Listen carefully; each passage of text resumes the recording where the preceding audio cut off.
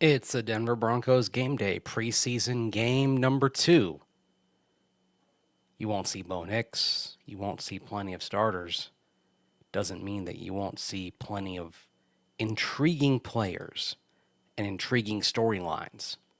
In fact, in some ways, this game might be the most interesting of the preseason. We're going to talk about what to expect on Denver Football After Dark.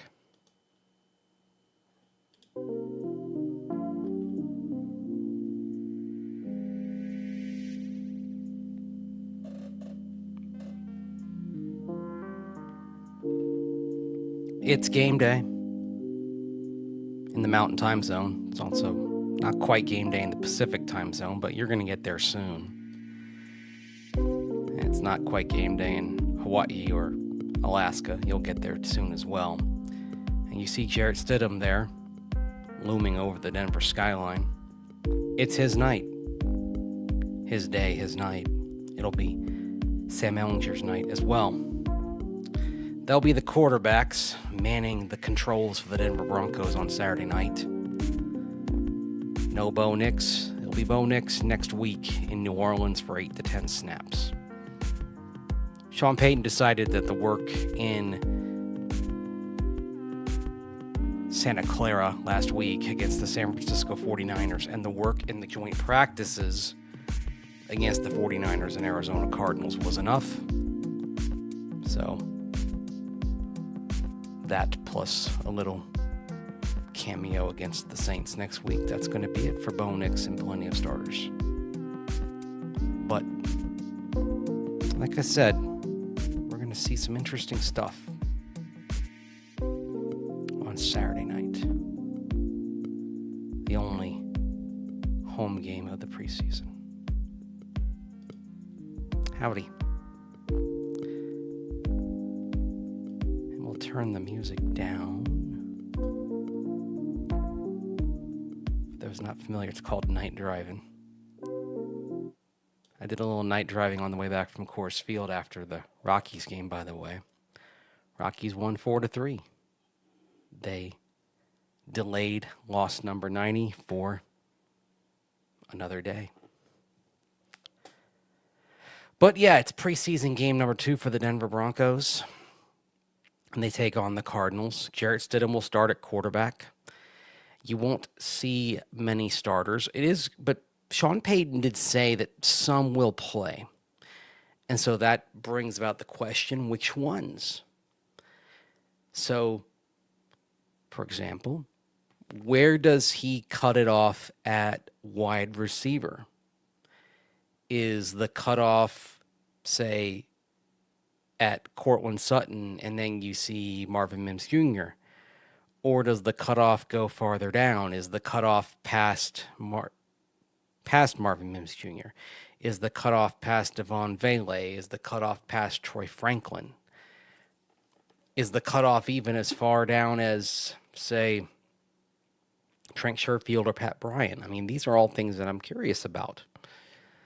At running back, this is really interesting because one could say that perhaps you'd want to give, for example, RJ Harvey some work. He's still learning how to be an NFL running back. He's learning in fits and starts, even though there weren't many good running lanes for him on Thursday during the joint practice. I was impressed with the fact that even though he didn't have a lot of room to roam, he was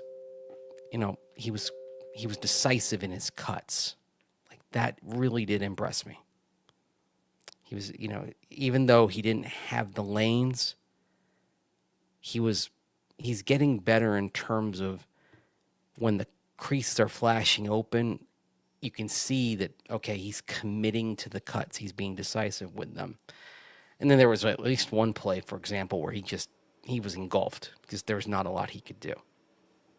So, do you play him in this game, or are you mindful of just the attrition for a running back, especially a rookie running back who's about to play the longest football season of his life? assuming he stays healthy, and you say, okay, we're mindful of reps over the course of a year, and we're going to not play him in this game. I mean, that's something that I think it's a legitimate question going into this game. So, anyway, all things that you think about if you're the Denver Broncos, all things you think about if you're Sean Payton, things that we will get the answer to at somewhere between, say, 6 p.m. and 7:30 p.m. Mountain Time on Saturday. So maybe we see R.J. Harvey. I doubt we'll see J.K. Dobbins in this game. My guess is we'll see him next week in New Orleans. I would imagine that we will not see him in this game because between his injury history and his experience, there's probably not much reason to put him out there for this game. I'd say sit, wait. I'm not even sure I'd play him in the Saints game, for example. I think I would just wait on him until week 1. I don't think there's a reason to play Russian roulette with J.K. Dobbins. Again, I always say this is a player who has missed more games than he's played in his career. So why play pressure luck at any point that you don't have to? Knock on every surface you can find. He has stayed healthy to this point in the preseason, to this point in training camp. So you know he's a pro. You know that he knows what he's doing. Don't press that any more than you have to. So we've talked about receivers. We've talked about running backs. I think another interesting thing there is tight ends.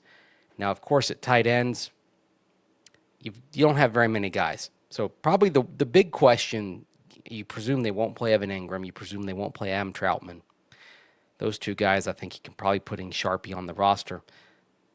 Nate Adkins, injured. I think he's probably likely to go on injured reserve right now, barring anything changing in terms of players being injured. You'd say you're projecting to have Nate Adkins and Drew Sanders be the two guys who go on recallable injured reserve when the season starts. And of course, they don't have to count against the 53, which does give you some roster flexibility thanks to the change in NFL injured reserve bylaws for this season. So, as a result of that, you may only have 3 tight ends up for this game. Those would be Lucas Kroll, and I imagine he would play in this game. Even though you do see him rotating in with the ones and getting some reps with Bo Nix, I would guess there'll be Lucas Kroll, Caden Prescorn, and Caleb Lohner. We may see an awful lot of Caleb Lohner in this game. And that would be very interesting to see just what he can do. This is going to be I think this might be a very fascinating game for him. Caden Prescorn is a guy who's very quietly at a solid camp. I think Prescorn ends up on the practice squad. The Broncos, of course, he's an undrafted free agent that they brought in May. Undrafted rookie. He's been solid.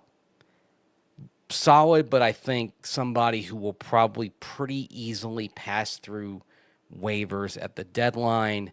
So it would not at all surprise me if he ends up on the practice squad. Caleb Lohner is the one that I think you wonder, is the athletic upside going to mean the Broncos have him on the 53 because they don't think he'll pass through waivers? Is this another Frank Crum type of situation like we had last year, where I think it was pretty obvious that Frank Crum wasn't among the best 53 players at that moment, but the Broncos did not want to take the chance on him being claimed, so he was on the 53.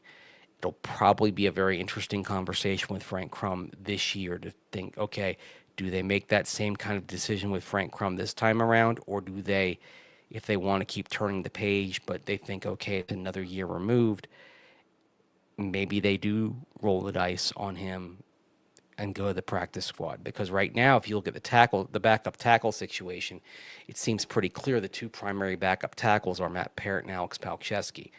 And I would think with Palkshow, given what he did as a starter last year, even though it's been kind of an up and down camp for Palkshow, if he were put on waivers, I don't think he would pass through, given what he did as a starter last year.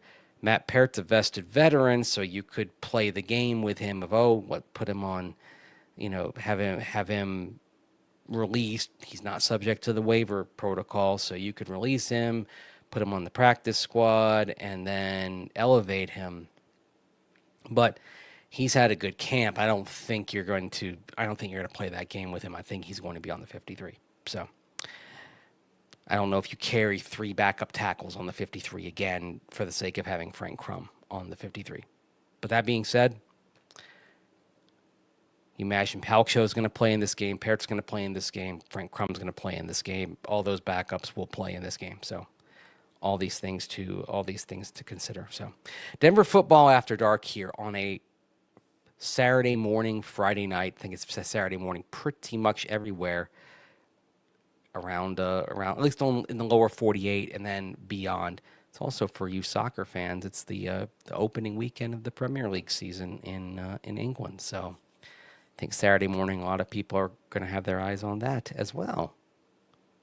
So anyway, as I just answer a message here, and I'm sure I'll get more on that later. So check the comments here as we get into this.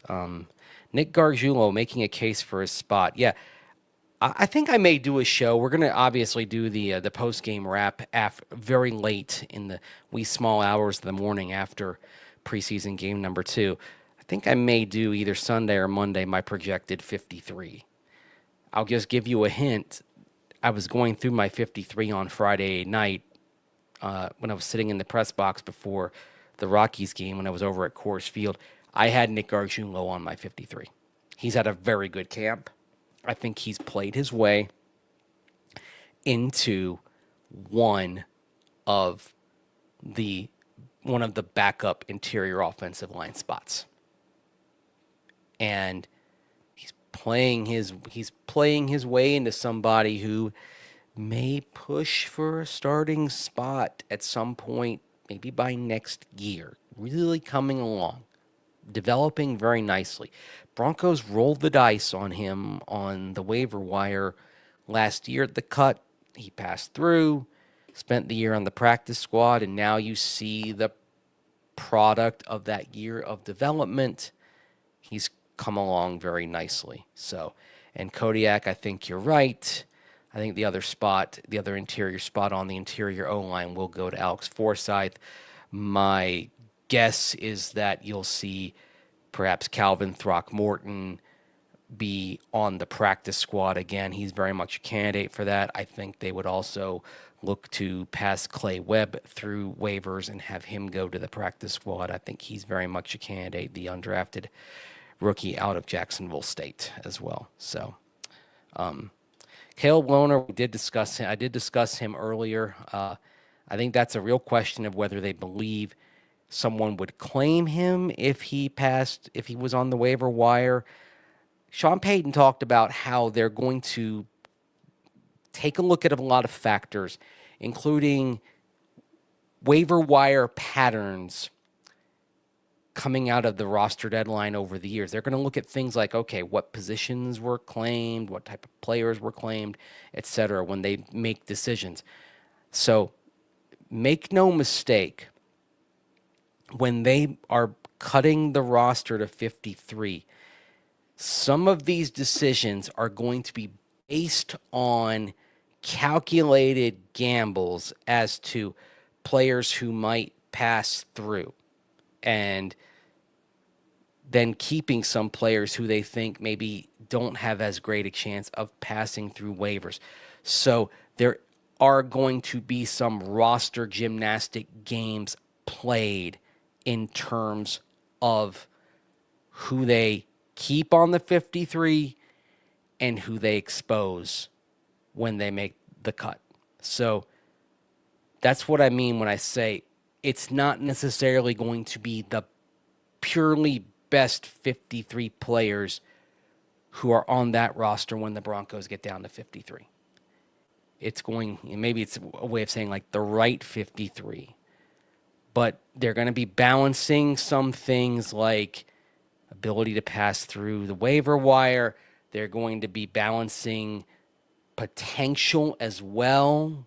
If they look at a player's upside and they think, okay, we really don't want to expose this skill set to the waiver wire, then we're going to hang on to him.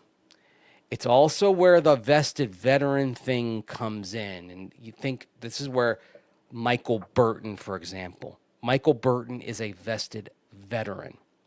A vested veteran is released and not waived. And just to talk about the difference here between waivers and being released.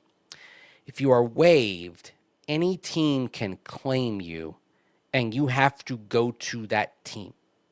And the priority is set by worst team last year to best team. So the Tennessee Titans would have first priority. So if you're not a vested veteran, and to be a vested veteran, you have to have more than 4 years service time in the league. So Michael Burton is well beyond 4 years. So he would be released, and thus he can decide where he goes. But if you're under 4 years, you are waived, and then if another team claims you, they claim your contract, and you have to go. So, for example, if the Broncos, let's take Blake Watson, for example, because the Broncos kept him on the 53 last year at the deadline because they didn't want to expose him.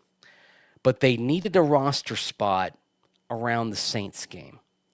So they rolled the dice and waived him at midweek. And I know they were very nervous about somebody claiming him, but they thought by doing it at that moment, like on a Thursday, at a point in the week when teams weren't necessarily making roster moves. Usually teams make roster moves earlier in the week around a Tuesday because they want to, if they're doing anything, usually it's on a Tuesday into Wednesday when they're setting the roster in advance of practices to start getting ready for the following game. So you'd make that move on a Thursday. You figure, okay, maybe there's less of a chance of a team letting go of a player to make room for a guy who just popped on the waiver wire. So they they took that risk. Blake Watson passed through. Nobody claimed him, and then the Broncos signed him to their practice squad, and then eventually they brought him back to the 53. But if somebody had claimed Blake Watson in the 24-hour period when the Broncos put him on waivers and before they signed the practice squad, Blake Watson would have had to go. So if, say, Tennessee or Carolina or Tampa Bay or anybody had claimed Blake Watson, he would have had to go. And that would have been it. But if you are beyond 4 years and you're a vested veteran and you are released at that point, you're not waived, then if a team calls you, you can say, well, I don't really want to go. And that's like a Michael Burton right there. The Broncos can release him, but Sean Payton and George Payton can say, all right, we're going to release you, but it's procedural. We'll sign you to the practice squad. We will use your 3 elevations because you're allowed to elevate a player from the practice squad 3 times. And then after that, we will bring you back to the 53-man roster, and then you'll just be a regular player, and then you'll play all the time. It's what they did with Michael Burton last year. It's what they did with Lil Jordan Humphrey. They released him, signed him, and then elevated him.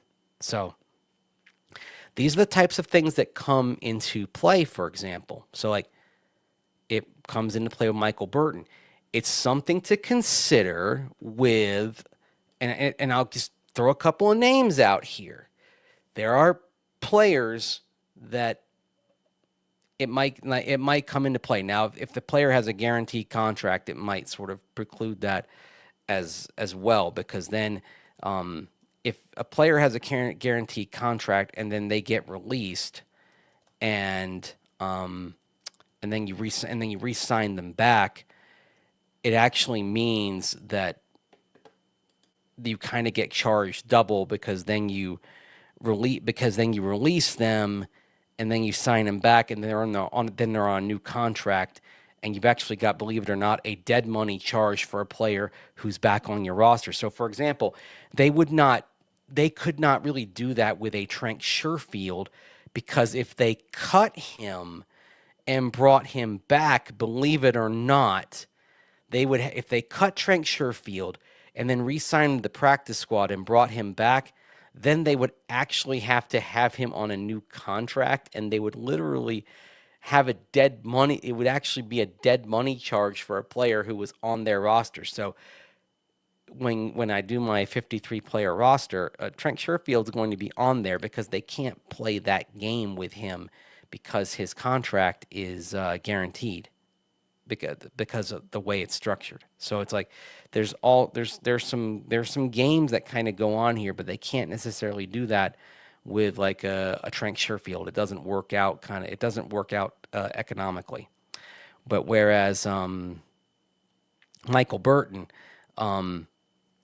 he just has a $125,000 signing bonus, and that's it. Like that's it. That's the signing bonus, and it's fairly minimal. So they can cut all. So his salary for the year is, his base salary is not guaranteed. So they can cut him, put him on the practice squad for 3 weeks, and elevate him each time, and then bring him back to the active roster, and then a new contract kicks in, and then it's fine. So like that's why Michael Burton, I expect they'll probably do the same exact thing with him this year as they did last year. Release him, practice squad, and then back on the 53. Practice squad, 3 elevations, back on the 53. They'll play that game with him to get a spot. And then usually there's a player that gets injured, and then they go on injured reserve, and to use the term from Office Space, it works itself out naturally. These are all things that end up coming in. So this is, I know we were going to talk about playing time in the preseason, but it's like this is the kind of in the weeds stuff that really works for the late night show to talk about this root beer vape. What in the world is that? So they're looking for specific position players on the waiver wire. That's a good question. Well, you'd look. First of all, this is where your pro scouting comes in. Like Jordan Dizon, he was with the Broncos in the 2010s. He's back with the team now. He'd worked in Philadelphia in recent years, and this is why it's key. Howie Roseman in Philadelphia loves to work that waiver wire, loves to scour it, loves to bring in back of the roster guys. So he's your pro scouting guru right now. And it's your pro scouting guys that really, this is where they eat. But at this time of year, this is also where your college scouts come into play as well. Your college scouts and George Payton as well, because you may get drafted players from this year's class who get released or get waived, pardon me. This is where waivers come in, because rookies from the 2025 draft, you may see and like, oh, what if we had a high round grade on player X? Like maybe there's a guy that you had a 3rd round grade on and they get waived. And you see him there. And maybe it's not a position of need, but you're like, we had a high round grade on this guy and we really liked him and we interviewed him and we wanted him and he's out there.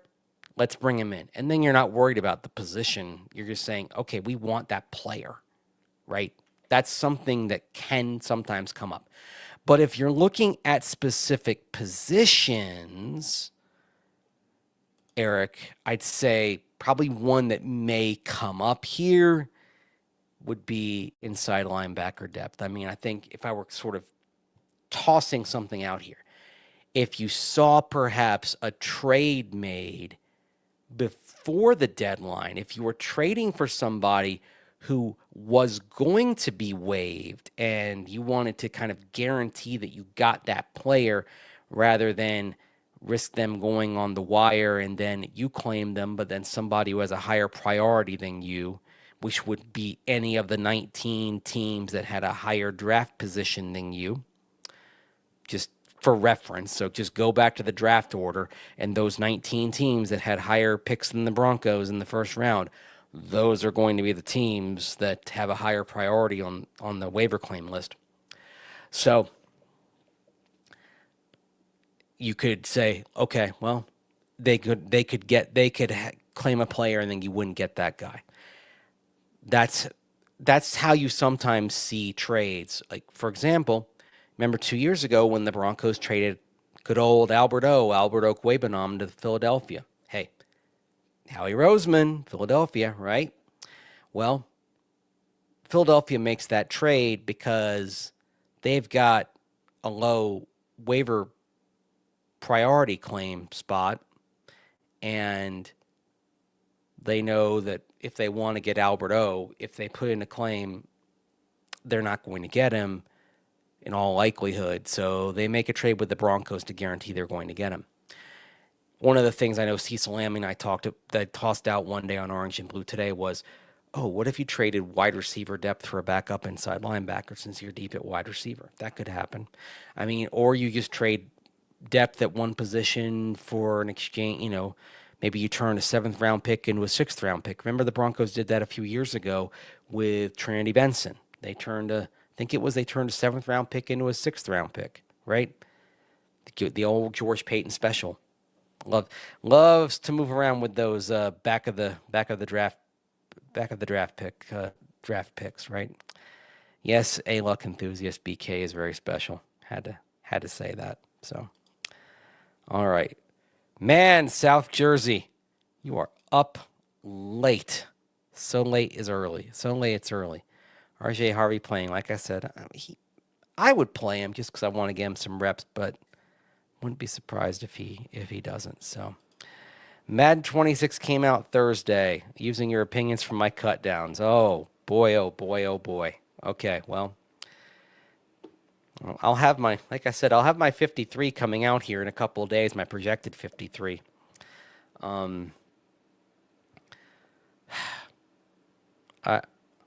My guess is I'll get my projected 53. I figure I'll probably come within 4 picks, 4 players of being completely right. The real challenge is guessing the practice squad. So, would you imagine they're considering bringing someone at tight end? Very small tight end room before the injury. Of course, the injury, Nate Atkins. It's a good question. I think first things first,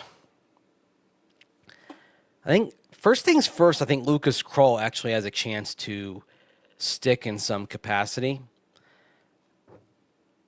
The way they've been using him in practice, even though he did have the drop last week and then he had the wide open touchdown, I'd say don't shut the door on Lucas Kroll just yet. He's responded pretty nicely with a solid camp. I think they'll look at it again. With Jordan Dizon in the building, I will not shut the door on them considering bringing somebody in from elsewhere. I think they'll definitely be looking around. The other thing is, with Darren Mugji with the Jets, and we know about the Broncos' connections with the Lions, of course, through Dan Campbell and Sean Payton. I mean, I'd start by saying you've got this between Aaron Glenn, Darren Mugji, Dan Campbell, Sean Payton, George Payton. You have this New York, Jets, Detroit, Denver, and I know my directions are probably off here. I'm just making a triangle here. You've got this triangle working of like-minded, connected teams, coaches, personnel people. So these are 3 places that they may do each other some favors personnel-wise. So keep an eye on that. So Prescorn's making the 53. Well, here's the thing, though. if they believe Preseason can pass through waivers, if they think there's a good chance of that, and then they can elevate him, he may still go on waivers and then be elevated. And then they use that spot elsewhere to maybe keep a player talent-wise that they don't want to expose to waivers. So that is something to keep in mind.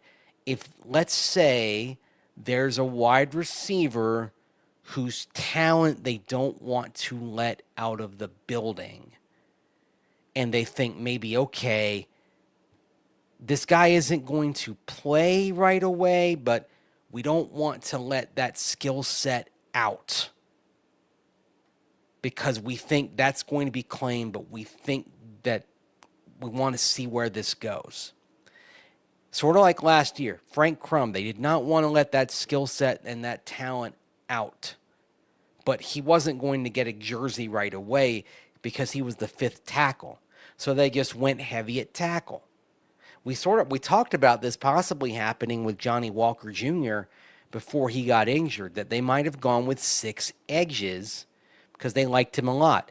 And it tells you what they think of Johnny Walker Jr. long term, that when he got injured, they didn't do the one-day thing of waived injured, which obviously when you do a guy on waived injured and then you revert him to injured reserve, that means they kind of go to a lower salary position, basically.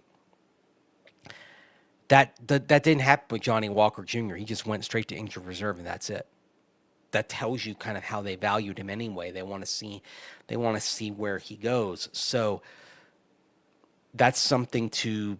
It's like a procedural thing. Like Matt Henningsen kind of passed through waived injured and went to injured reserve. Went to injured reserve. And he'll do his rehab and so forth with the Broncos over the course of the year.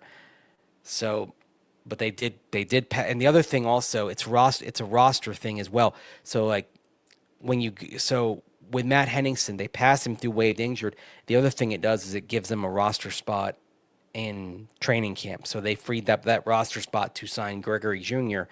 And then they waived Gregory Jr. after he had a hamstring injury, and then they add a cornerback on Friday.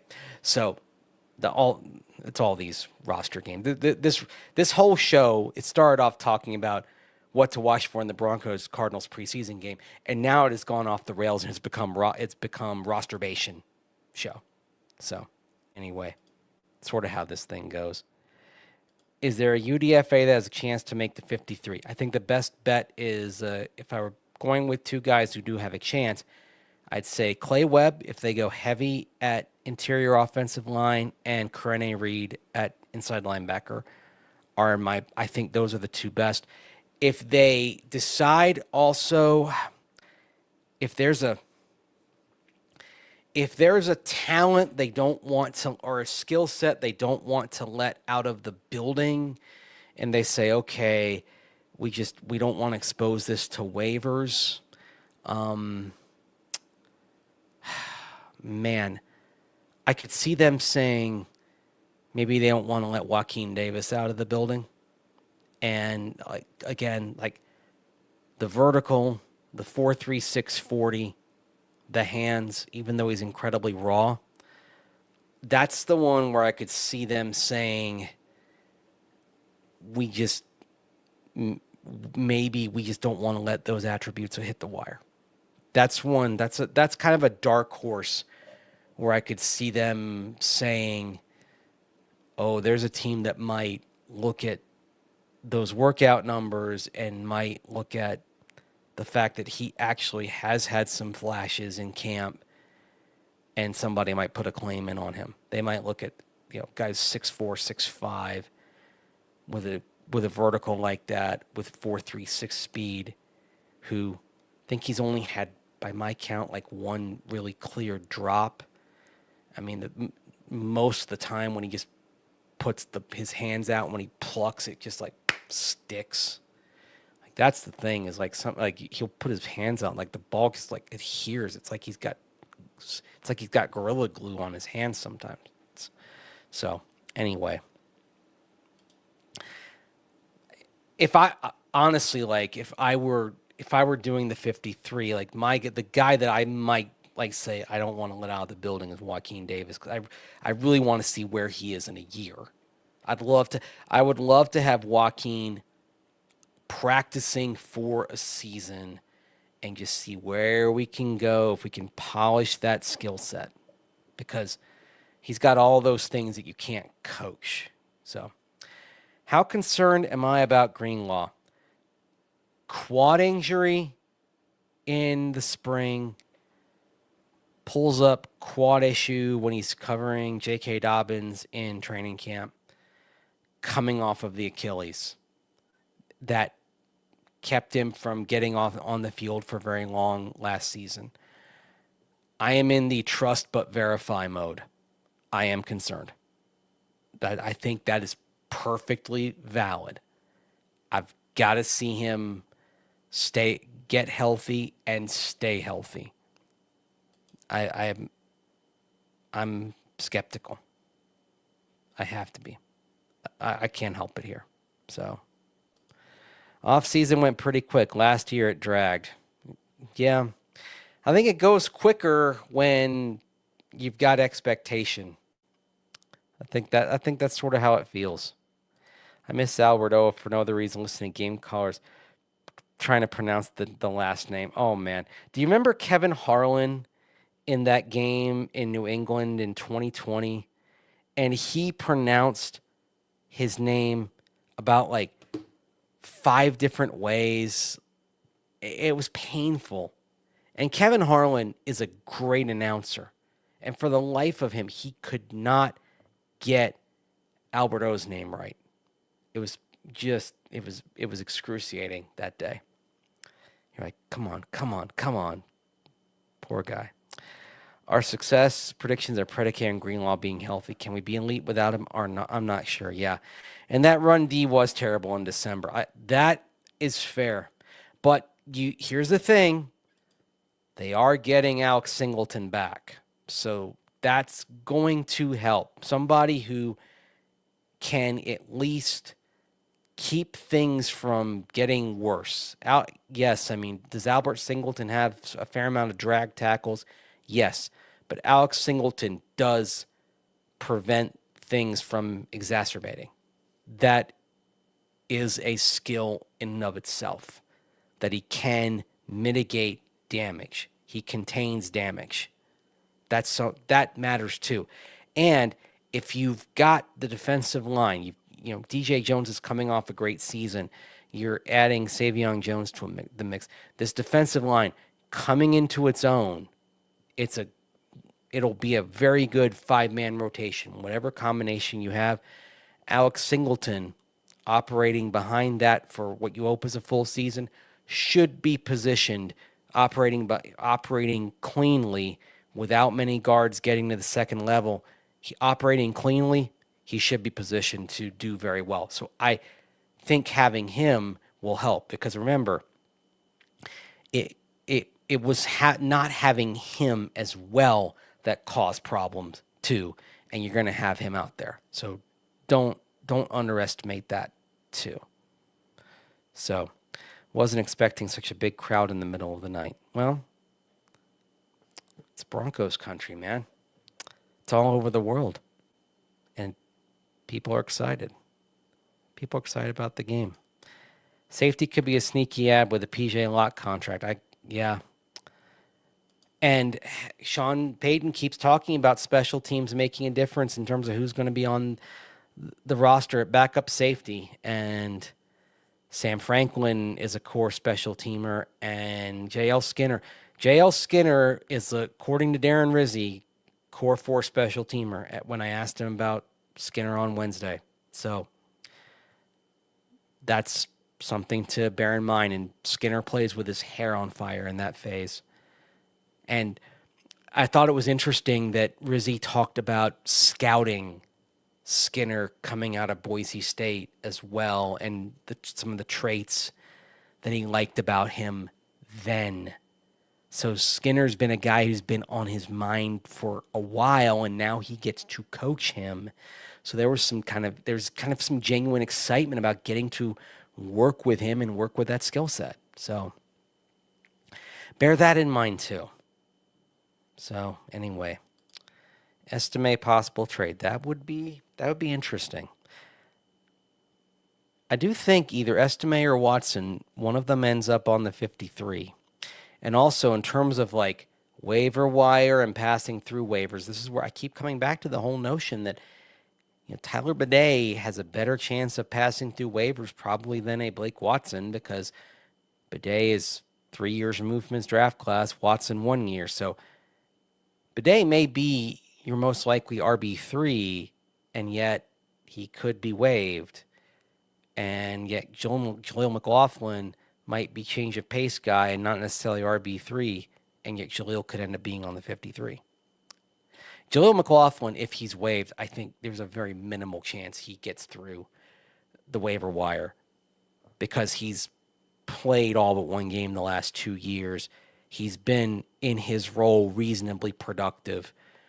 If the rest of the NFL sees someone of his productivity for his number of touches on the wire, someone's probably picking him up. That's another reason why I think Jaleel McLaughlin's going to be on the 53 when all is said and done.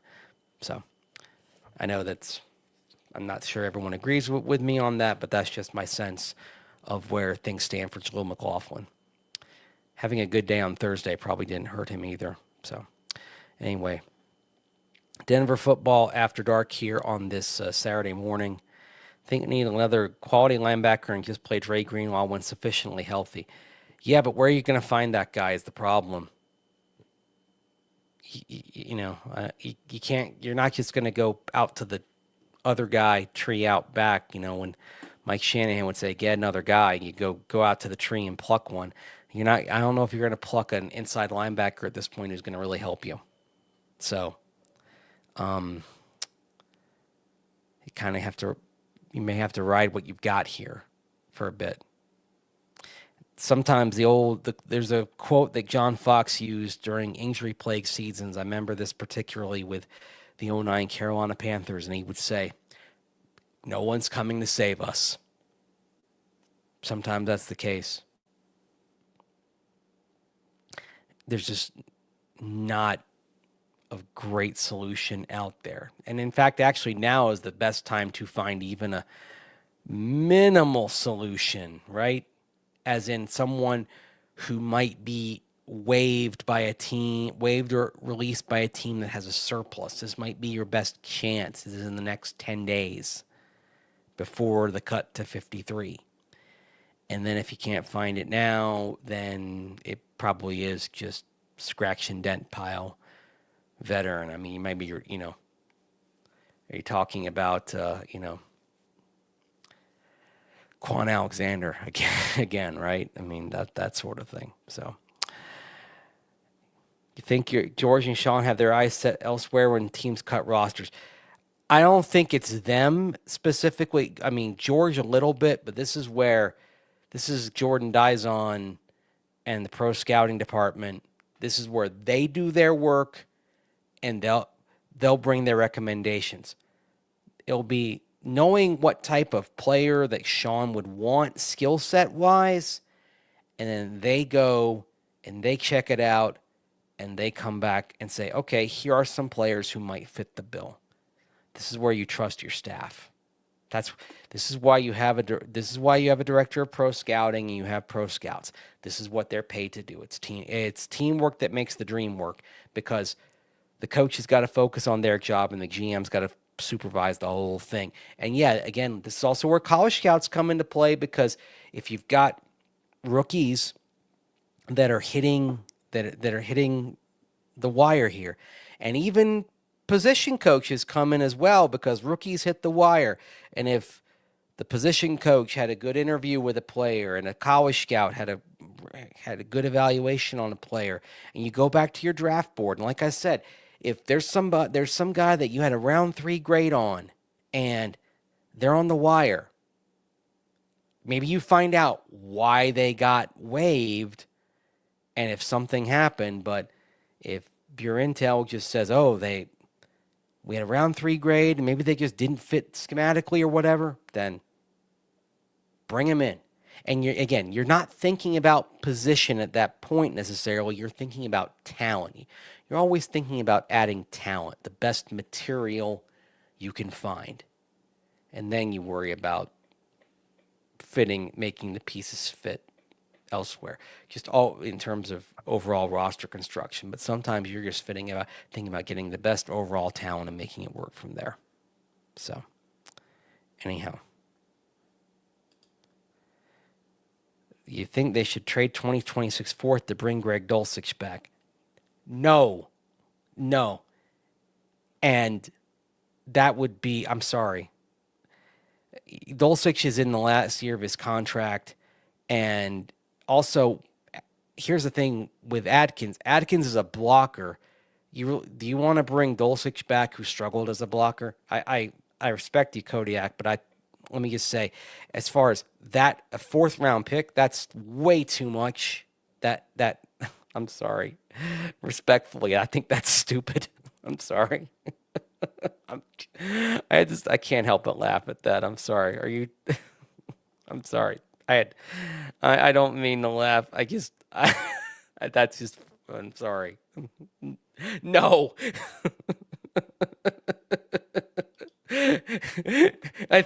You're saying it, Michael, right there. That's my reaction to it.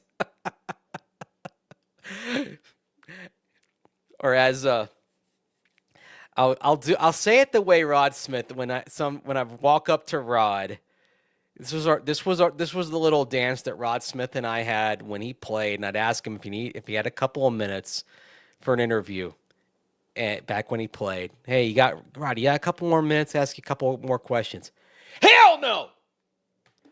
What you want? Oh man. Oh, we all loved Rod. He's the man. Rod's still the best. Still one of my all-time favorites. One of my all-time. I don't think I'll ever be able to make a top 10 favorite players to cover, to ask questions of whom to ask questions without including Rod Smith. I mean, just always a treat. Always a treat. So yeah. But the hair, Mace, the hair, yeah. Yeah, he had the Weird Al he had the Weird Al locks going. Yes, he did. But oh, that hamstring. Those hamstrings. Oh boy, those hamstrings. Didn't work out. Didn't work out for him at all. Denver football after dark, and people asking, did Albert O get picked up? Yeah, he did. He's a Las Vegas Raider, and of course, the Las Vegas Raiders added Mark Fuse to their staff, longtime Broncos executive in the offseason. One of two personnel executives added to the Raiders in the offseason from the Broncos as well. So, and that's another thing to consider is like looking at where where Broncos people went in the offseason around the league. Because we know, of course, about Darren Muji, of course. Rob Payton, George Payton's nephew, also went to the Jets. We know, for example, on the coaching side, Declan Doyle moved on to the Chicago Bears as offensive coordinator. Both David Shaw and Johnny Morton, Johnny Moe. They both left for the Detroit Lions as well. So you've got people who've moved on over the last few months. So that's something to kind of think about when you look at places that might be interested in Broncos, that are going to have some knowledge of players of players of whom the Broncos are going to be letting go. So, which Bronco player do you wish you could interview, cover again? Who stands out? Rod Smith's right up there. Rod Smith always had intelligent answers. Aqib Talib and Chris Harris Jr. I love covering both those guys. John Lynch was good as well. It's tough. It's tough. So many good ones. It's hard to narrow it down. I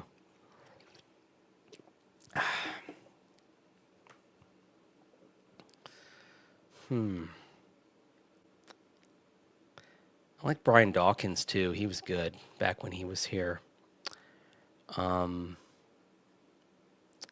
Way back, backup quarterback, and then briefly a starter in the case of injury. Steve Berline was really good. Did not surprise me that he went into broadcasting, because he was very good interview-wise in 02 and 03 when he filled in. Enjoyed talking with him quite a bit. Clinton Portis was fun when he was here. And Reuben Jones was delightful to talk to when he was playing running back as well. Chris Harris Jr. is like right up there. Like he's terrific. He's an all-timer for me. The 2015 team had a lot of guys. 2015 was a blast to cover.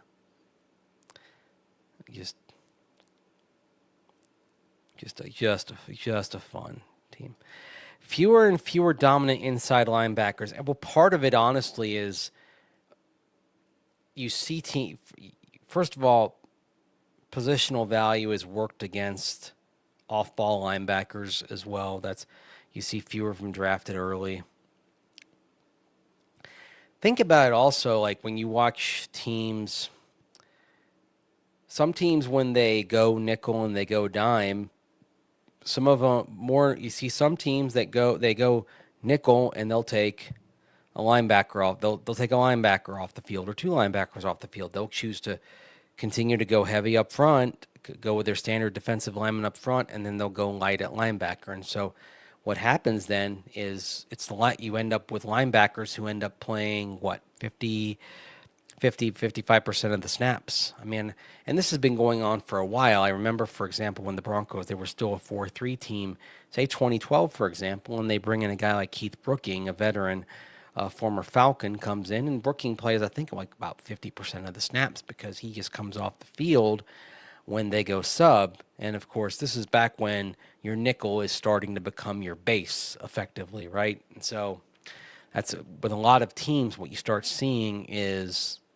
your inside backer becoming effectively like a sub thing. So, and I think also as we've seen this game evolve to a less physical form, we've seen certainly helmet to helmet collisions come out of it more. I mean, you don't see a Mike Singletary type anymore, right? I mean, the safeties and linebackers have had to rein in their play. So that type of physical mauler that we used to see, that was just a guided missile kind of raining hell in the middle of the field, I mean, they can't do that anymore. So you have to be a different type of player, and thus it's taken some of the weapon out of being an inside backer, and thus it's taken some of the dynamic element out of that position, and thus it's less impactful. At least that's my hypothesis on it. I welcome anyone's thoughts on that. So that's just my hypothesis on why the inside backers become less important. I mean, I'm old enough to remember when you had, Mike, you had a Mike Singletary, for example. I mean, the guy who you'd see the eyes and you'd see the snarl. Right, and there was fear when you saw him, and you see very little. There's not very many of those guys anymore. I mean, I feel like, maybe and some kind of pop in. But now when you look at those guys, you're asking those inside backers to be more coverage guys. So you're almost asking them to be big safeties, and you're the ones that dominate. You need them to have more range rather than be big thumpers. You're asking them to be more athletic, right? The funny thing is, some of the great inside linebackers, like Randy Gradishar, if you look back at him and watch some of his old film, while he could thump, some of his great plays are uber athletic. There's one play that I loved, and I think it's on YouTube. If you can go find Broncos at Seahawks 1978 and watch an interception that he has near the sideline, and it's just, he does a little toe tap thing at the end. I mean, and it shows you how complete an athlete he was. And this was in his Imperial Phase season of 1978 when he was Defensive Player of the Year, the last Bronco player to get that award before PS2 last year. And so it's one of the reasons why I say Randy Gradishar was actually one of those guys who, in the era of dominant middle linebackers or inside linebackers, probably could have actually flourished today, because while he could give you that big hit, he was also very proficient in coverage as well. I think Randy actually could have translated today and been a great player, in my opinion. Best modern day middle linebacker, I'd say it's him or Patrick Willis. I think those two are neck and neck. Of course, what those guys both have were very short career, relatively short career spans. So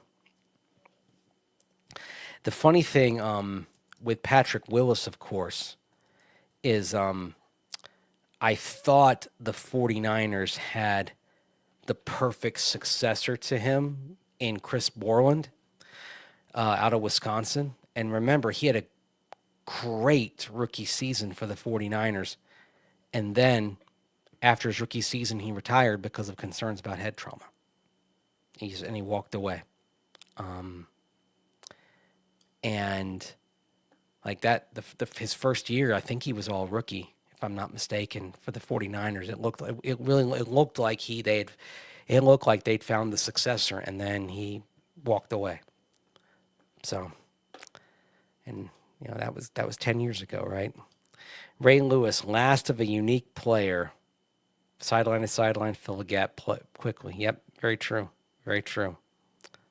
So, Willis, yeah, I loved watching it so fast. I love watching Patrick Willis. Remember him at the Senior Bowl too.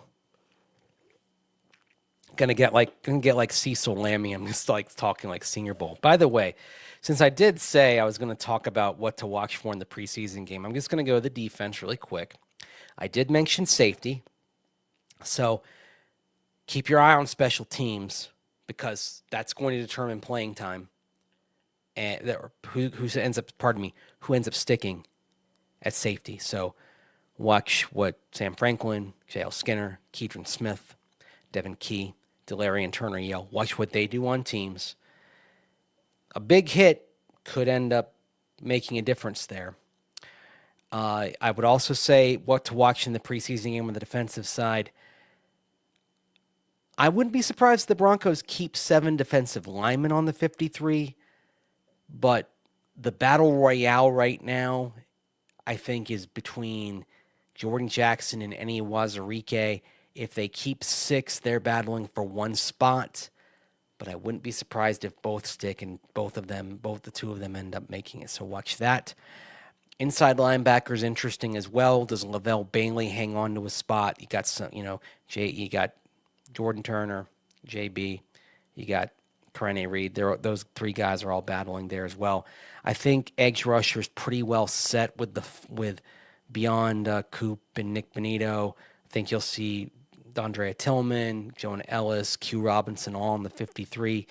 Andrew Farmer, I think, has got a good chance to be on the practice squad. I just don't know if he can stick on the 53, but Farmer's had a very good camp as well. So, and then at cornerback, I think you probably see Chris Abrams-Drain make it. I just don't know if there's room for anybody else at corner to stick on the 53. The competition there is for some practice squad spots as well. So, Who has the leg up, Awazarike or Jackson? I mean, Awazarike's had a good camp.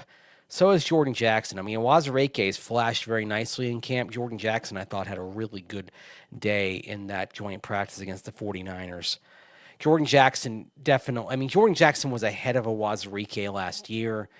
The other thing on Jordan Jackson is second year, and Awazarike, he had the suspension, of course. So Awazarike, he did miss the year because of the suspension. So he's in his third year contractually. So Jackson's in his second year, and then he's got another year, and then he hits RFA. Awazarike has another year, and then he's a UFA after next year. So in terms of like potential team control, Awazarike is 1 year closer if you take the year of RFA as team control for Jordan Jackson. So they may have, so if that kind of swings it, they have a little bit more control on Jordan Jackson as well. So something to consider as well. Abrams Drain, yeah, having a great camp, no doubt. And I think he ends up being active on game days this season because I think he's going to be he's going to have a huge role as a gunner as well. So we'll see. Awazarike winning the final spot. We'll see. Jordan Jackson is not giving up that role easy. I think Awazarike is certainly looking dynamic as a pass rusher, but Jordan Jackson hasn't done anything to lose that spot, is the problem against Awazarike. So that's a key thing. It's not like Jordan Jackson's having a bad camp. Awazarike has been good, but Jordan Jackson's not having a bad camp. That is the thing. So Troy Franklin looking bigger. Yep, he definitely does. Anyway, so Denver football after dark here on this Saturday morning here. Talking linebackers, talking roster construction, talking practice squad, talking all sorts of things here as we kind of wind down here as we go over an hour for this show. Will Courtney Jackson make the team? My guess is, and by the way, yeah, I saw this. I didn't want to say that. I'm sorry. I'm not playing into that. Let's let it go for Awazarike. I'm retiring that joke. So there, it's done. We're betting on that. Courtney Jackson, I think, looks more like practice squad right now. The interesting thing on Courtney Jackson is he might be your backup returner, but on the practice squad. And what I mean by that is if something happens to Marvin Mims Jr., what I think you may see is he gets elevated from the practice squad to the 53, and then you get 3 elevations with him. If you need them, great. And that's how things end up working with him. I think there's a good chance that he can pass through. One thing on wide receivers that I think is always worth noting is that because there's such a glut of wide receivers coming in every year from the college ranks, almost every team has an undrafted wide receiver that they like. So even though you do occasionally have some rare skill sets that come in, usually you can pass through receivers to the practice squad. Will Barron start over Jaquan? What's your prediction? My guess is Jaquan McMillan is going to be your nickel to start the year, and Shadae Barron's going to be your dime. That's my prediction right now. What running backs do you see making the 53? If I had to predict today, I would go with R.J. Harvey, J.K. Dobbins, Jaleel McLaughlin, and Blake Watson. Those would be my 4, with Tyler Bidet passing through waivers, being on the practice squad, but effectively being your RB3. And then if something happens to R.J. Harvey or J.K. Dobbins, Bidet gets elevated and he becomes one of the top 2 running backs. I believe that they may try to play the roster game with Bidet, rolling the dice that he would pass through waivers, because he is 3 years removed from his draft class and he's already passed through waivers multiple times at this point in his career.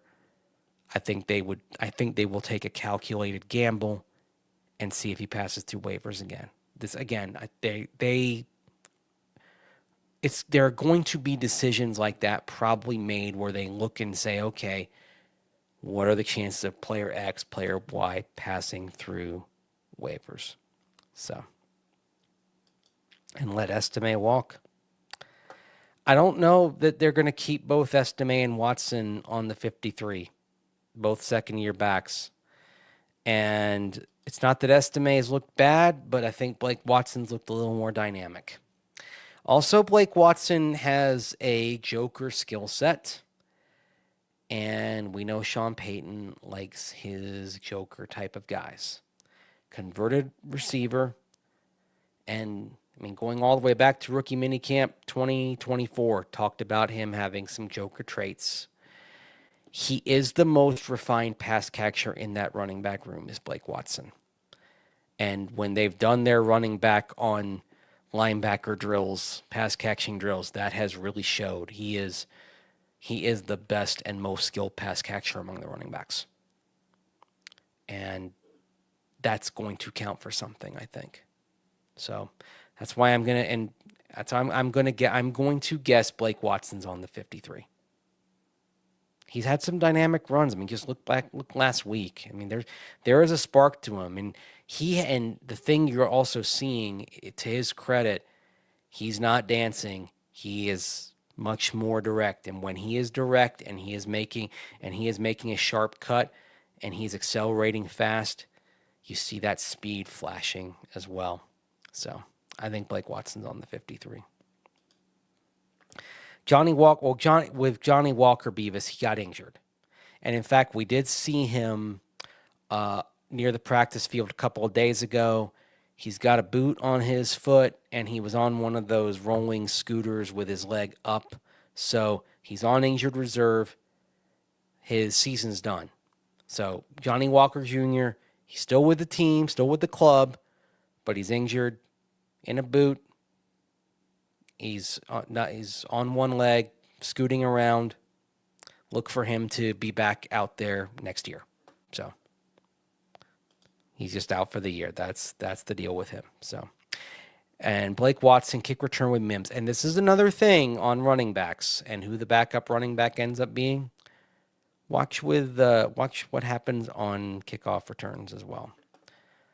Hope nobody steals Bidet. Secret's out how good he is. Well, at the same time, he doesn't even have 20 NFL regular season and postseason touches, and he's been in the league for 3 years. So I think Tyler Bidet, there's a lot to like around here with him, but I think maybe around here we may value him more than the league does. That's just something. I think sometimes when we're too close to something, we tend to maybe overvalue it, have an inflated sense of the actual value of a player. Sometimes I think we either overvalue or undervalue, but we don't necessarily have a sense of the proper value. And I think with Bidet, there may be a little bit of overvaluing going on relative to, as I use the Sean Payton phrase, what the actual value of Tyler Bidet would be on the market. So I'm trying to kind of give you more of a sense of what the actual value of Bidet would be out there on the market, which is why I'm talking about how far removed he is in terms of how far removed he is from the draft class.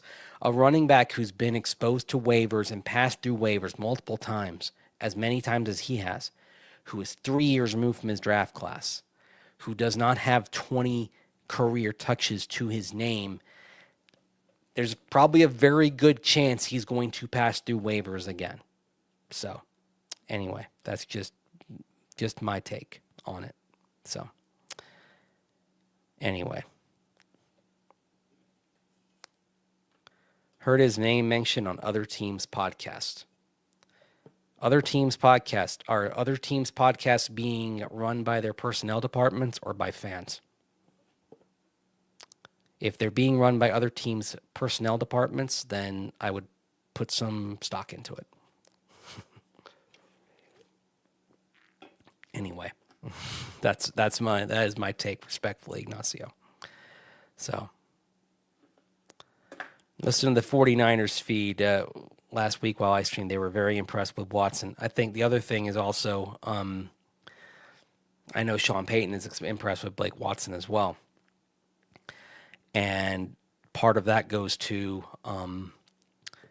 I would encourage everybody, if you've got NFL Plus and you can go back and listen to the broadcast last year, go back and watch that opening possession for the offense and listen to Kirk Herbstreit relating what Sean Payton says about Blake Watson.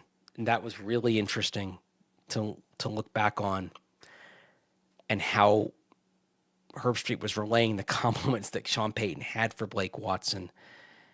That's a kind of, I think there's a little bit of belief in that skill set in him. So anyway, hate how many eyes are on us. Well, you know what? Sean Payton keeps putting the eyes on them by some of the comments, but that's what happens though. You got a young quarterback coming off a playoff appearance, and you keep talking. That's what's going to happen. I think the Broncos regret passing on some of the later round tight ends. I mean, I don't know. I mean, they had an opportunity to take Luke Lachey there in the 7th round. I do think this. I mean, you can't always cross every item off your checklist. And once Jahdae Barron dropped to 20, you don't pass up that skill set, that talent at a premium position. And when it was still a position of somewhat need, the pick made sense. But that did change their overall draft plan. If they had a plan, that did sort of maybe alter it a little bit. And certainly I think the one thing that maybe they weren't able to cross off the checklist that I think they wanted to was getting a tight end day 1, day 2 out of a very deep crop of tight ends. And you just couldn't get everything. I think if it had gone a different way, if Barron had gone off the board earlier and the draft had flowed a different way, you might have been talking about one of those day 2 tight ends becoming a Bronco. If you might have been talking about Ferguson, or if trades in the draft go a certain way and you've got a different collection of picks after trades and whatnot, maybe it's an Arroyo, maybe it's a Ferguson, maybe it's a Fannin, that's a Bronco. If, again, way leads on the way, we don't know how it ends up working. And I think that was the one thing on the checklist that I think the Broncos did not come out with. And if I were making a way too early draft prediction for 2025, that's why I'll come back to Kenyon Sadiq out of Oregon being the first round pick. Say they didn't cross it off last year. I think I'm going to make the guess they cross it off to start the 2026 draft. Because even though you've got Evan Engram, I think, Evan Engram's at the point of his career where you're probably thinking, okay, that's about a 1 to 2 year solution, but you want to find a guy down the line. And Caleb Lohner is an intriguing prospect, but he's very raw. And maybe you want to find somebody who's probably who's got a little bit more refinements, a little more of a better bet on working out. So, and the fact that Sadiq's, been at Oregon a while and has a little bit of relationship with Bo, so much the better. So anyway, just how these things work. You can't get everybody what you want. We do. I mean, the Broncos, they emphasized 2 positions when they went to the combine in terms of where they did a lot of interviews, and we were able to kind of get, we were able to kind of get down and figure that they interviewed 2 positions kind of most heavily at the combine, running back and tight end. And that's where, not that they didn't interview other positions, but there were 2 that stood out in terms of outsized proportion, running back and tight end. That's where their focus was. And and they didn't stop focusing on tight end once they got Evan Engram in. They were still really looking hard at those guys. And it was still something that they were focused on, but you couldn't get everything. Now, Luke Lachey was there in the 7th round. I know Cecil Lammy and I talked about him a lot, and Luke Lachey was a guy that Luke Lachey was a guy I liked, and once he slipped in the 7th round, he would have made some sense. Personally, another guy I like was Oronde Gadsden the second, and they could have gotten him on day 3, but they didn't. So we'll see. We'll see how it works. You know me. Every year I've got guys I like, and some of them that they pan out, some of them don't. I mean, I've got my guys every year, and they're up and down the draft, and some of them work and out, and some of them don't. One of my guys this year is having apparently a heck of a camp in Washington, and that's Ja'Cory Krosky-Merritt. One of my guys this year was Harold Fannin out of Bowling Green, and the reports were that apparently he had a great day in the joint practice for the Browns against the Eagles. But that's good. We'll see how it works out long term for those guys. But anyway. So, anyway. I think it's time for me to go off to Bedfordshire. But I appreciate all of you being here on this edition of Denver Football After Dark here. Way after dark here. As we've gone past 2 in the morning. 2:11 in the morning as I'm looking through my windows here. Closing my windows here. For some reason, I was on a kick about fielding independent pitching. For some reason, I was thinking about that in regard to Tanner Gordon, Rocky's pitcher on Friday night, who had a pretty solid 5 innings tonight. This is Denver Football After Dark, and I'm talking baseball. Appreciate all of you being with me for this edition of the show, and thank you for being here. Thank you for joining me on this. You think RJ Harvey was 30 on the big board, or was he lower than that? I think he was. I think they liked him. I think they felt like the dynamic nature of his skill set fit, and I believe even though he didn't have the stats as a pass catcher, they believed he had the skill set. I can see it too. I mean, they didn't use him that much as a pass catcher at UCF, but when they did, it flashed. So, and it was something that a few draft gurus talked about, that he did have that kind of skill set. I think even Mel Kiper Jr. mentioned that, for example. So I did get it, and he does have that burst. And just because you think it was a reach, I know some people think it was a reach, they didn't. And I know there was at least one team had him in their sights in that range, one other team, and that was the Jaguars with Liam Cohen. And of note on that is the guy that Liam Cohen liked last year, as you got into round 4, when he was with Tampa Bay, was Bucky Irving. And Bucky Irving was the guy the Broncos had their eyes on too in round 4. But again, you can't cross off every item on the checklist all the time. Early in the 4th round, the Broncos, of course, made a deal, and they got Troy Franklin, which was great, but they couldn't get Bucky Irving. Bucky Irving had that great rookie season for Tampa Bay last year with Liam Cohen. So certainly, they're kind of looking at the same kind of backs. So Liam liked Bucky. Tampa Bay got him. Liam had a great season with him. So if there's something to be said for the kind of running backs they're looking at and the success that Bucky had, maybe it's going to work out that way with RJ Harvey. Knock on whatever surface you can find. Hopefully it's a similar type of season for RJ that it was for Bucky down in Tampa Bay last year. One can hope so. So anyway, y'all sleep well, or if you're waking up, have a great Saturday wherever you are. And have plenty of coverage for you during the game on the Denver Sports social channels at denversports.com. I'll have a piece after the game. I'll have my stand-up after the game as well. And then, of course, Cecil Lammy will have an edition of Orange and Blue Today over on the Denver Sports YouTube channel and also on Facebook and Twitter, so you can check that out. He's going to have the instant analysis for you. I'll have my stand-up on Twitter, Facebook, on my YouTube, plenty of places, so you'll be able to check that out probably about an hour and a half or so after the game.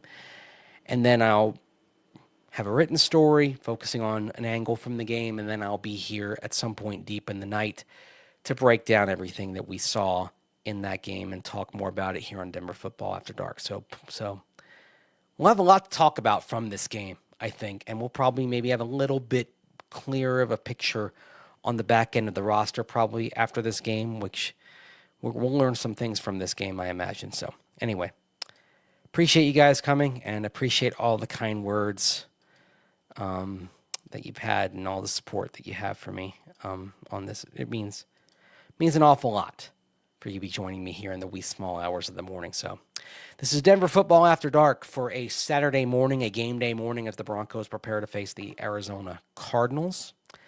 Take care. Thanks for watching. Of course, like, comment, share, subscribe. And if you enjoy this and know some Bronco fans who might enjoy this kind of Bronco conversation, tell your friends and tell them to check this out. We appreciate all of you here for joining me on this. And I'll talk to you again sometime Saturday or Sunday morning or whenever. Take care.